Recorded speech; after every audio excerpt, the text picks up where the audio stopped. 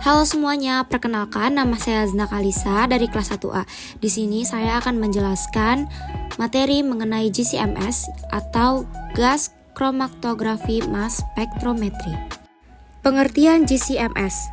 GCMS merupakan instrumen gabungan dari alat GC dan MS. Chromatography gas atau GC adalah alat yang dapat menganalisis berdasarkan metode pemisahan yang digunakan untuk menganalisis senyawa yang mudah menguap atau volatil.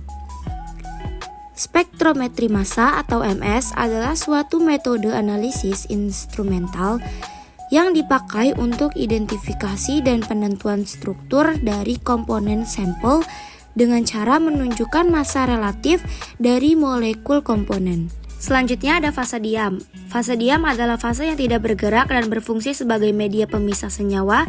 Fase diam pada GCMS dapat berupa padatan atau cairan. Contohnya yaitu silika gel, alumina, dan tinta yang ditotolkan pada tisu lalu dicelupkan ke dalam air. Tinta akan bergerak mengikuti air dan tisu sebagai fase diamnya. Berikutnya ada fase gerak. GCMS adalah fase yang berfungsi sebagai media pemisah senyawa.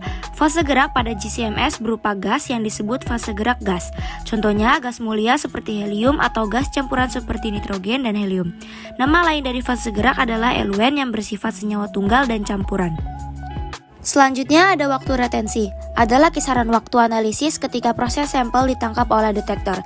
Waktu retensi bergantung pada sifat-sifat fisiko-kimia senyawa, kolom kromatografi gas, dan fase diam yang digunakan.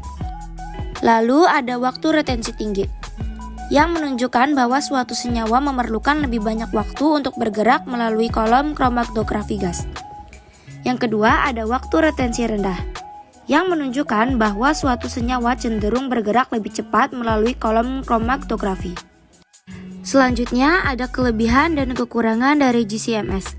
Kelebihan GCMS yaitu 1. Bisa melakukan pemisahan dengan baik. 2. Tidak membutuhkan sampel yang lebih banyak.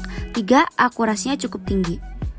Lalu ada kekurangan GCMS yaitu yang pertama, harus sedia banyak jenis kolom atau fase diam.